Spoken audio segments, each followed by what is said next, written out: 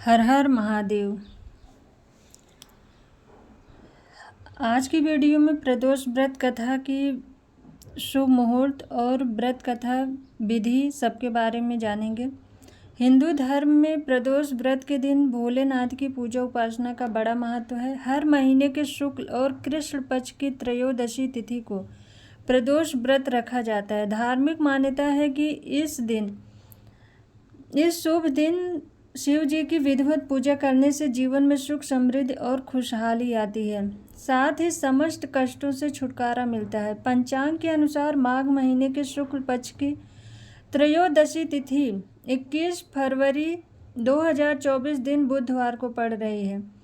बुधवार के दिन पड़ने वाले प्रदोष व्रत को बुध प्रदोष कहा जाता है। आइए जानते हैं बुध प्रदोष व्रत का शुभ मुहूर्त पूजन विधि क्या है। पंचांग के अनुसार माघ महीने के शुक्ल पक्ष की त्रयोदशी तिथि की शुरुआत 21 फरवरी 2024 को सुबह 11:27 पर होगी और अगले दिन यानी कि 22 फरवरी 2024 को दोपहर 1:21 पर समाप्त होगी। प्रदोष व्रत के दिन शिव जी की पूजा प्रदोष काल में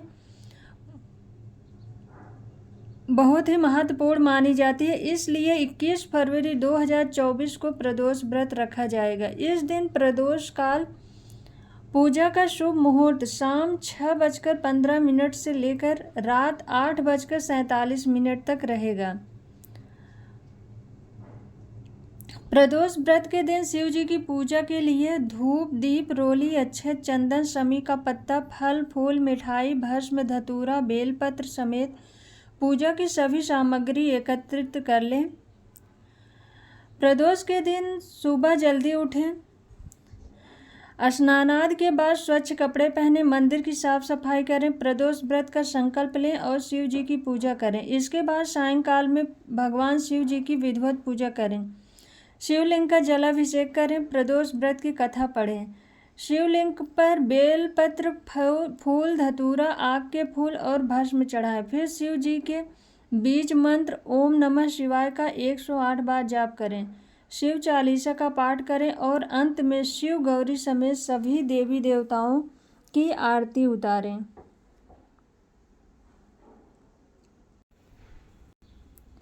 बुध प्रदोष व्रत कथा। वार के अनुसार जो प्रदोष व्रत करते हैं उसी के अनुरूप उसका फल प्राप्त होता है। प्रदोष अथवा त्रयोदशी का व्रत मनुष्य को संतोषी एवं सुखी बनाता है। बुध त्रयोदशी प्रदोष व्रत कथा करने से सर्व मनोकामनाएं पूर्ण होती हैं। इस व्रत में हरी वस्तुओं का प्रयोग करना चाहिए। शिव जी की आराधना धूप, बेलपत्र आदि से करनी चाहिए। बुध प्रदोष व्रत की कथा के अनुसार एक पुरुष का नया विवाह हुआ। विवाह के 2 दिनों बाद उसकी पत्नी मायके चली गई। कुछ दिनों के बाद वह पुरुष पत्नी को लेने उसके यहाँ गया। बुधवार को वह पत्नी के साथ लौटने लगा तो ससुराल पक्ष ने उसे रोकने का प्रयत्न किया कि विदाई के लिए बुधवार शुभ नहीं होता, लेकिन वह नहीं माना और पत्नी के साथ बैलगाड़ी में चल पड़ा। विवश होकर सास ससुर ने अपने जमाई और पुत्री को भारी मन से विदा किया।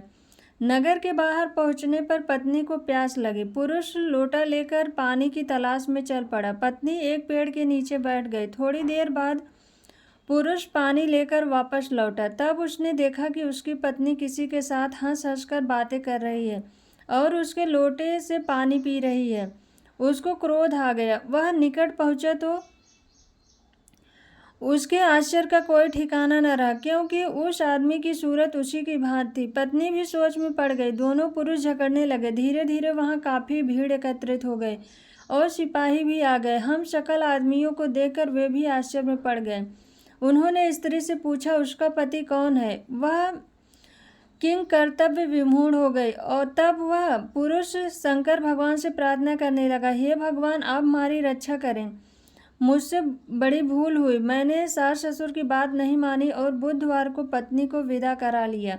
मैं भविष्य में ऐसा कदापि नहीं करूँगा। जैसे ही उसकी प्रार्थना पूरी हुई दूसरा पुरुष अंतर ध्यान हो गया।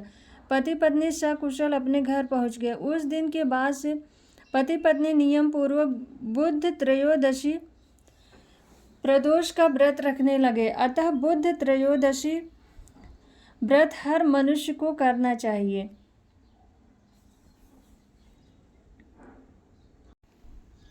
हर हर महादेव। जय भोले शंकर।